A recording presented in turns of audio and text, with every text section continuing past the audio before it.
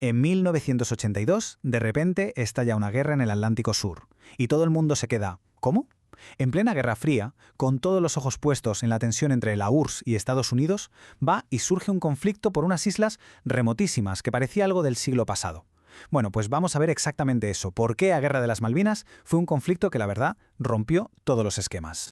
Y esa es la gran pregunta, ¿no? A ver, ¿cómo puede ser que dos países, en teoría del mismo bloque, se líen a tiros en una guerra de las de antes, ahí, en el fin del mundo? Era una auténtica anomalía, algo que no tenía ningún sentido en el guión de la época. Y claro, esto obligó a todo el mundo, especialmente a las superpotencias, a posicionarse de maneras, bueno, bastante sorprendentes. Pues mirad, la clave para entender todo este lío, como nos dice el historiador Pierre Rassous, es justo esa, que esta guerra no fue un capítulo más de la Guerra Fría, no. Fue, y cito, un rescoldo poscolonial, o sea, una disputa por la soberanía que venía de muy atrás y que de repente explotó, cuando ya nadie se lo esperaba. Y esta idea, la de un conflicto atípico, va a ser la que nos guíe en este análisis. Venga, pues vamos a meternos en faena. Empecemos por la primera parte, la puesta argentina. ¿Qué se les pasó por la cabeza a la Junta Militar para lanzar la Operación Rosario? Pues en resumen, todo se basó en una serie de suposiciones que, como veremos, resultaron ser un error de cálculo, pero de los gordos. A ver, el contexto aquí es fundamental, claro. Tenemos una dictadura militar en Argentina con el nacionalismo a flor de piel que de repente cree ver una oportunidad de oro. ¿El punto de inflexión? Pues parece que fue el anuncio de que el Reino Unido iba a retirar el HMS Endurance, que era el único barco que tenían patrullando por allí. Para la Junta esto fue como una luz verde, la señal definitiva de que a los británicos ya les daban igual las islas. Y así, el 2 de abril pasan a la acción. Y aquí es donde se ve que todo el plan argentino estaba construido sobre un castillo de naipes. Dieron por hecho varias cosas. Primero, que el Reino Unido era una potencia en decadencia, que ni de broma iba a mandar una flota a 13.000 kilómetros de distancia.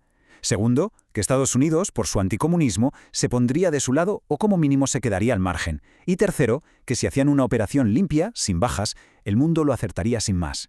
El despertar a la realidad, como se puede imaginar, fue durísimo.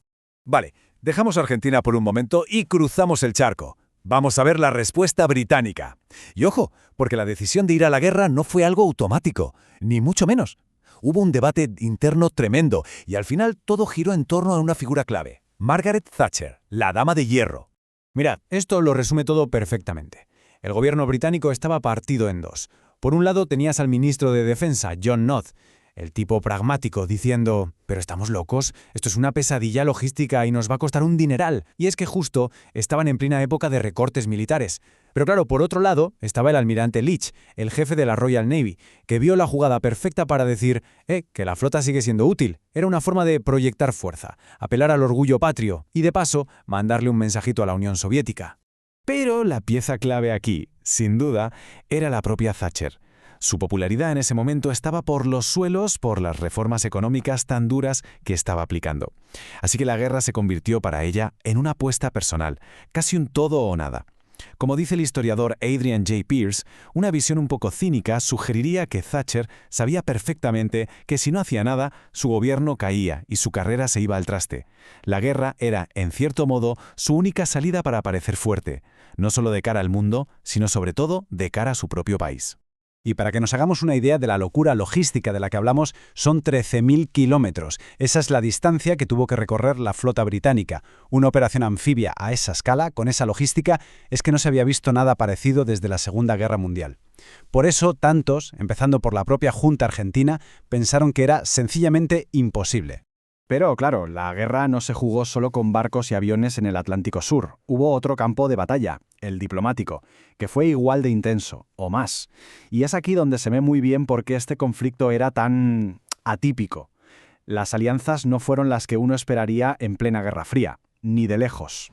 Este cuadro nos da una idea bastante clara del panorama. El Reino Unido se movió rápido y consiguió el apoyo clave de la ONU con la famosa Resolución 502. Luego estaba Estados Unidos, el gran aliado de la OTAN, que al principio no sabía qué hacer, estaba dividido, intentó mediar, no le salió bien y al final tuvo que apoyar a Londres. Francia, que le vendía armas a Argentina, tuvo que elegir y apoyó a su socio europeo, llegando a cortar el suministro de los misiles Exocet. Y lo más curioso, en Latinoamérica, pues la solidaridad tampoco fue total. Mientras que Perú ayudó a Argentina, Chile, que tenía sus propios problemas con ellos, acabó colaborando en secreto con los británicos. Un lío, vamos.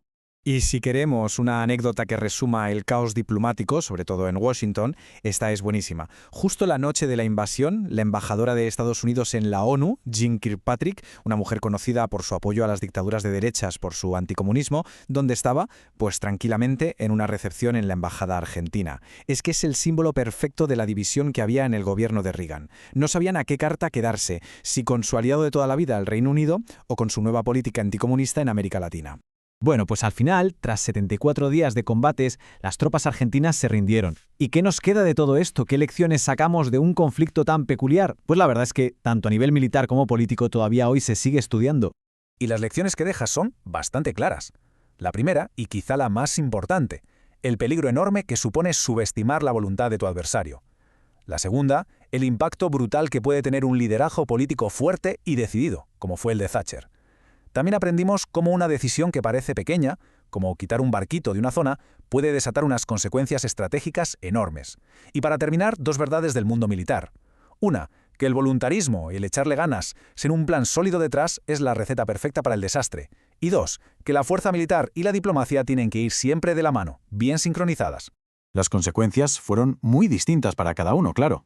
Para el Reino Unido, la victoria fue una inyección de orgullo nacional que consolidó a Margaret Thatcher en el poder. Pero para Argentina, la derrota fue lo que aceleró la caída de la dictadura y trajo de vuelta la democracia. Eso sí, dejó una herida muy profunda.